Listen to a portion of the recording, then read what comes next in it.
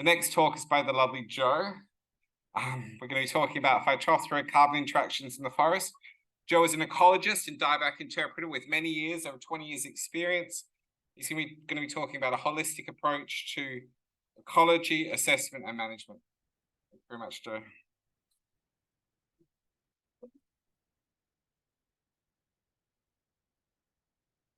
How do we work this? How do you change the slides? This button? Oh, you have to use this keyboard. Okay. For 1 sec. Yeah. So I'm conscious that we're having a late lunch and you're probably all fading a bit. So my talk won't be too long and it's got lots of pictures as well, if you're interested. I've made some slight changes to the working title I was given. So I've replaced the word interactions with impacts and added the term carbon sequestration.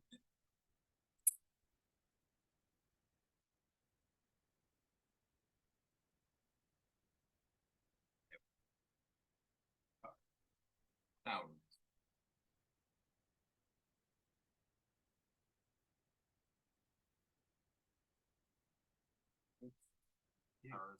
Thank you. So what I'd like to talk about today, and I guess generate interest in, is the impact that dieback is having on the amount of carbon being sequestered in the forests. So over the past 20 years in my role as a dieback interpreter, I've walked through a lot of forest. And while I've always been interested in the impacts on biodiversity, in recent years, I've also become interested in the impacts on the forest as a carbon sink. So why link dieback to carbon? Well, climate change, as we all know, and its mitigation is very topical, or trending, as we like to say these days, whereas dieback is not really trending. So protecting above and below ground carbon is another reason to map and manage dieback. And in addition to impacts on biodiversity and ecosystem function, carbon sequestration is another variable to research when examining the impacts of dieback. So without getting into the whole debate about the susceptibility of Jarrah to Phytophthora cinnamomi, the main reason we can't use Jarrah to assess the impacts of dieback on carbon is due to all the other variables, and especially drought. So this photo is an aerial photo of the forest after the 2010-11 drought, which I'm sure most of you will remember. We had no winter rain in a very hot summer with lots of heat waves, and we got this really large-scale collapse of Jarrah in the forest. So while we do have some high impact sites such as black gravel sites, or areas where we've had ecosystem collapse, such as in this photo, what we mostly observe in infested areas within the forest is literally Jarrah dieback, or a senescing of the trees. And this is shown in the photo on the left. So in contrast to this, Banksia grandis usually dies suddenly and uniformly from infection by P. cinnamomi. And this is why Banksia grandis is a primary and reliable disease indicator, and Eucalyptus marginata is not. Banksia grandis is widely distributed in the southwest and is a keystone species in the forest. We use the Havel vegetation classification system in the northern Jarrah Forest and the McCutcheon system in the southern Jarrah Forest. So if we take the northern Jarrah Forest, then the Havel type in which Banksia grandis is dominant in the mid-story is the S-type. And it is this S-type vegetation that I'm interested in looking at in terms of the impact of dieback on carbon. So what variables do we need to look at or consider when we're designing the methods for this survey? So we want to obviously have up-to-date dieback occurrence mapping, because if we don't, then, and we put transects in uninfested areas, we might find that they're now infested. We want to consider other impacts such as drought, fire, logging, and armillaria or Australian honey fungus. Landscape position is really important. So the idea is that we put transects in infested areas and uninfested areas in the S-type vegetation, but we want to make sure that they're, on a similar elevation. So with our first round of surveys that we've done, we've placed the transects on around a 285 contour along this disease front in this sort of the southern edge of this picture. So we're able to sort of put the transects in both infested and uninfested at the same elevation.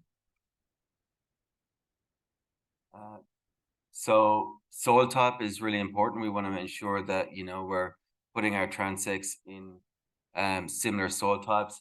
And outcropping, of course, is an important variable that we must record. So how are we measuring the impact of dieback on above ground carbon stored in Banksia grandis? So we're installing 10-meter wide transects with waypoints recorded at the start and end of each transect.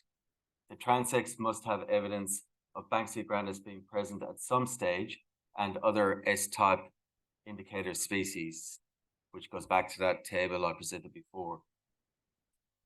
So in some cases, when you're looking at very old dieback, there won't be much evidence that Banksia grandis was present. So really you're looking for, decaying trees or evidence that they were there in terms of stumps or whatever. So we're recording the diameter at breast height of living and dead Banksia grandis. And we also want to record evidence of outcropping as a percentage cover within the transects. So we're classifying high outcropping as 50% plus, medium 20 to 50, and low as 1 to 20. And as I mentioned before, soil type is important. So I'm just going to run through some photos to show you what it looks like, uninfested versus infested, and how it changes, the cover of Banksia grandis over time.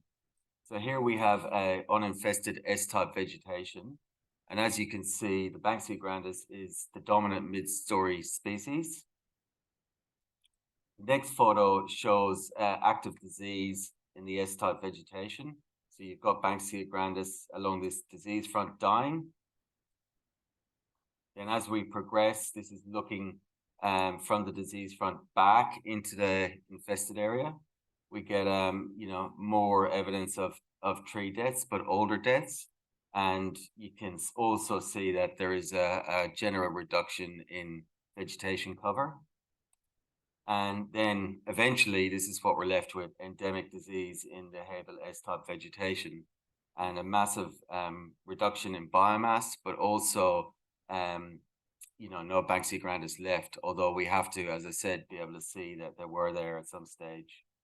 So these photos were all taken from that same site, literally, on opposite sides of the disease edge. The data, this is the raw data. We haven't got any results or analysis yet, so it's early days. But basically, we're looking at it. We're doing transects in infested and uninfested. We're recording the diameter at breast height of all the living and dead trees, Banksia grandis trees. We're recording whether they're alive or dead, and then we're also, recording the outcropping according to those brackets that I showed before. So when we come to do the data analysis, we'll use the allometric equation developed by Hingston for Banksia grandis. This links the diameter at breast height to the total biomass, and then you get the quantity of carbon by dividing that by 2. Soil carbon analysis is something that I would also like to do, and potentially image processing analysis of the vegetation from above using NDVI, just to see if there actually is any change in the overstory in these sites in infested versus uninfested. So where to from here? Well, we definitely need a lot more data, and this is kind of something I've been doing in my spare time. I've had some students out to get some experience in the forest. So if there are any students who want to get out in the forest at some stage and participate in these this research, I'd be happy to provide food and accommodation, data analysis reporting, and then potentially, you know, looking at other ecosystems such as the Banksia woodland, which is highly susceptible to Phytophthora. So watch this space. I'd like to thank Joe Fontaine, Peter Ruthroff from Murdoch University. Any questions?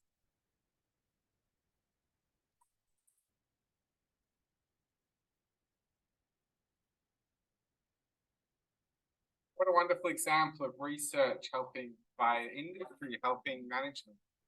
Incredible. Do you have any questions?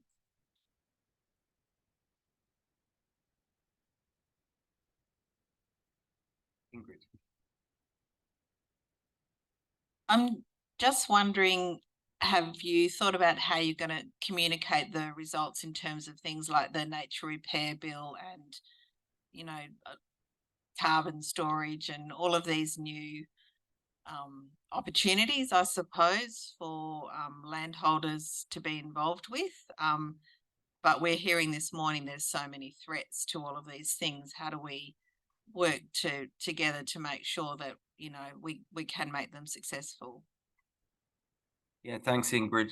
I haven't really given it any thought, but certainly I would like to see Dieback be integrated, you know, holistically with other impacts to our sort of native vegetation. I think that, you know, we sort of do tend to operate in a silo where we do just focus on dieback, but you know, we should be looking at the ecosystem as a whole and yeah, looking for opportunities, because dieback can be quite a depressing topic. So if we're looking at opportunities, you know, where it's part of the solution perhaps to you know, sort of mitigating climate change, then yeah, I'm open to suggestions for sure.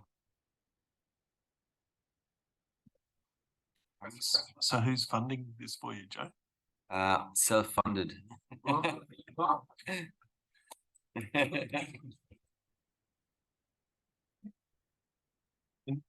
And so I guess there's no fauna data being collected. No, but Tom Mansfield, who's going to give a talk, he's been looking at the fauna side of things, and other people have as well. So yeah, I mean, you know, I think yeah, that's been addressed in their research. But yeah, I'm purely interested in carbon at this stage. Yeah. So I know the communications officer for the Fitzgerald River Biosphere put some photos of some honey possums up, and they went trending immediately. Yeah. But dead trees don't trend that well. No. Thanks, Cameron. We've got to move on. Incredibly good work. Thank you so much. Thank you.